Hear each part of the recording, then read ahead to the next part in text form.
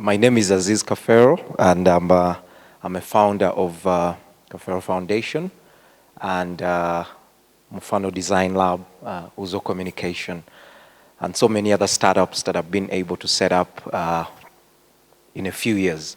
I want to talk about something very simple that, which is power.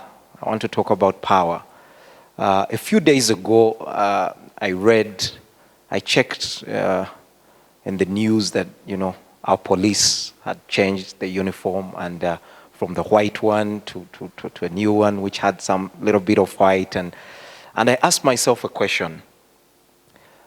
Have you ever wondered when you are driving and a policeman or lady shows up and stops your car? It doesn't matter how expensive your car looks like. It doesn't matter how educated you are. It doesn't matter where you work. But within you, there is the ability to stop.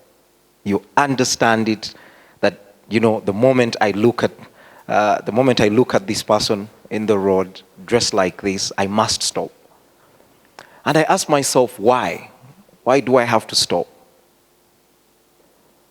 And it dawned on me that, there is power that is given to that traffic officer to be able to stop a car.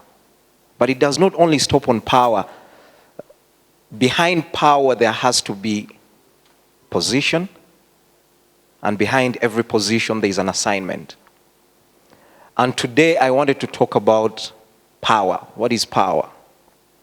And to my understanding is that power is influence, is service, and is also domination. And I realized for the many years that I've been running business, I realized that there is a very, very huge importance of power and why people want to do things in life. And I believe that most of us, we want to do the things we do because we are trying to gain certain influence in our community, in our schools, in government, whatever position it would be. But we have gotten a misconception of power and what power represents. Power is not just for you getting a position and you're able to enjoy the benefits of a position, but power is so much about assignment and service. And I've put together a few points that I wanted to discuss with you this morning. I have put together 4 principles. And the first principle for me about power, for anyone who is seeking to have relevance, to have influence in whatever you're doing in your life, either in business, either in leadership, the first point is that you must be productive. Productivity is the most powerful tool that every human being, every leader must understand and interpret. I've worked with a lot of people, mostly young people, in the few organizations that I run, and I realized that most of them, they want to be paid for availability, but not productivity. Because when they go to school, when they finish education, their goal of getting educated is just I want to get to a university, get out, and then I get a job, and then I go work. But they didn't even understand, why do I need to be an architect? Why do I need to be an engineer? There is no basis of their work, and by the time they leave university or go work anywhere, it is very, very, very hard for them to be productive because they were just going through a system to finish it. There's so much. They have this idea of wanting to be in any type of position, but not understanding the assignment that are attached to that specific position. So, and I understood that poverty is lack of self-production. If you cannot produce anything, you will remain poor. And Africans, and us as Africans, the biggest problem we've had in our leadership is that leaders seek position before they understand the assignment of the position that they want to seek. So there's a lot of grumbling for power, but there's less productivity.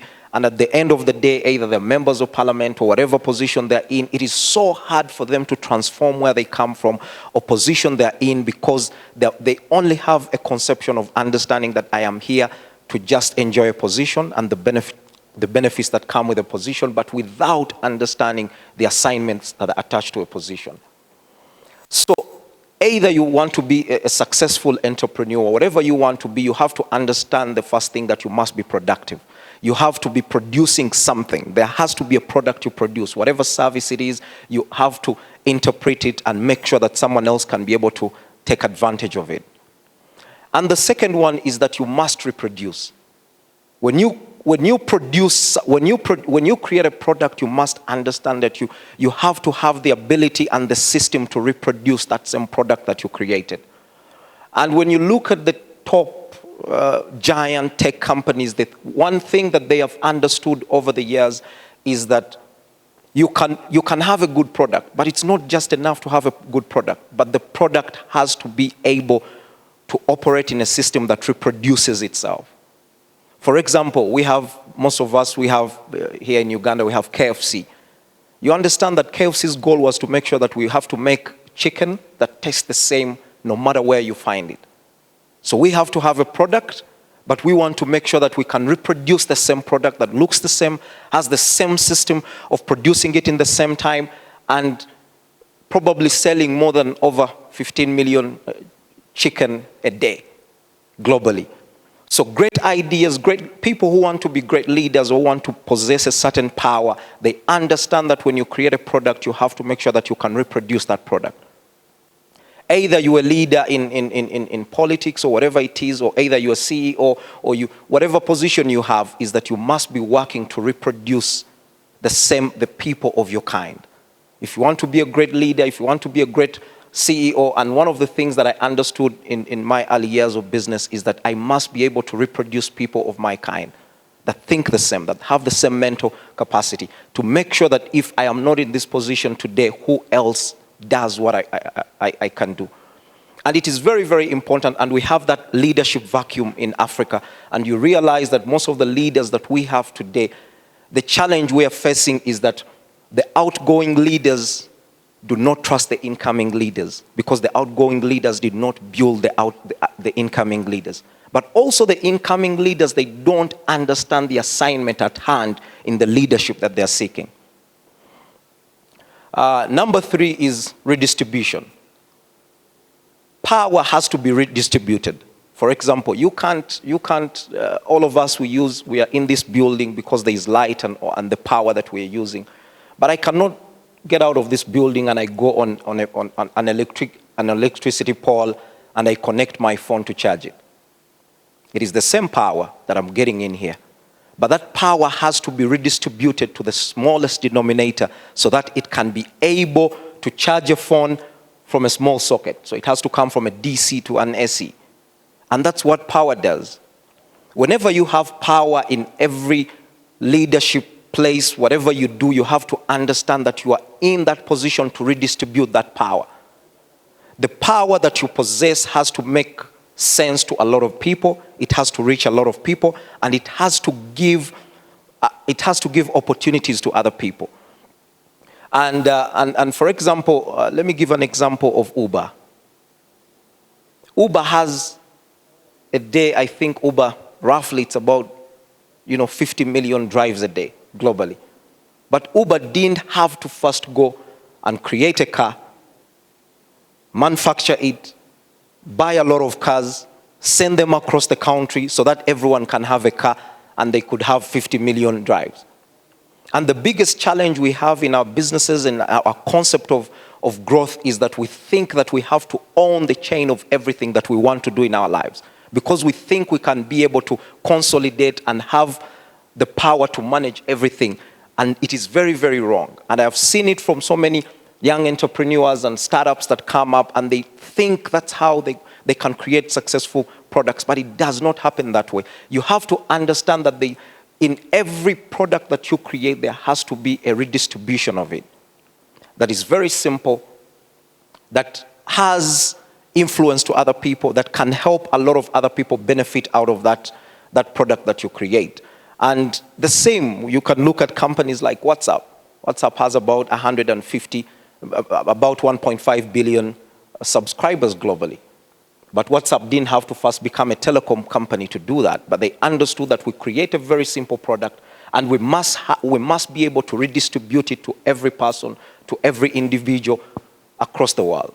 So for us as Africans, we have to understand that for us to be able to create great products, to be able to become great leaders, we must understand that redistribution is a very, very, very key factor in how we influence, how we operate, and how we change communities. Then lastly is about control. Control. You cannot have control if you haven't understood being productive, understand how you reproduce yourself, and how you distribute yourself. Control is, most of the times in our leadership, we focus so much on control before we understand the things that gives us the control.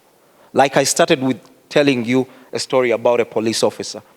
The reason the police officer has that control to stand in the road and stop your car no matter how expensive the car looks like or how much money you earn is that he has understood the concept of assignment, because he knows or she knows that I have to be in this place and this is where my assignment is delegated. And the moment I can use my power rightfully, I'll be able to get the result that I'm seeking.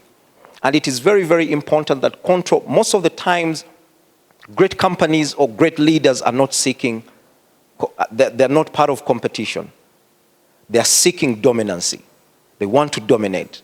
You don't operate to compete, but you operate to dominate, because your goal is to make sure that you can create change, and change that is viable, and change that can affect a lot of people. So my 4 points were very, very simple, and I can take you back to them. The first one was that you have to be productive, you have to reproduce, you have to redistribute, and you have to make sure that after you have redistributed yourself, you have the power to manage and power to control. Like most of the top companies that we admire, either Microsoft, either Apple, the reason these companies have become very great is that they understood that the bigger you can redistribute your power and your influence is how far you can go. And some of these companies have become greater than nations, they've become greater than they have too much influence that is unmatched because of their ability to create simple products and products that can change lives. If you want to have power, you have to understand one thing, that power is not given to you for self-gratification. Power is not for self-gratification. Power is for service, is for influence, is to make sure that you can leave a mark in your generation, in your time. And there's an Indian saying that I love so much, that it says, we do not inherit this earth from our ancestors. We borrow it from our children. The moment you understand that you're here not to inherit things for yourself, but you are just a steward and you've borrowed it from your children you haven't seen, then you understand that every power given to you, you must use it wisely, you must use it well, and you must make sure that you can redistribute it to other people to benefit out of it. Thank you so much.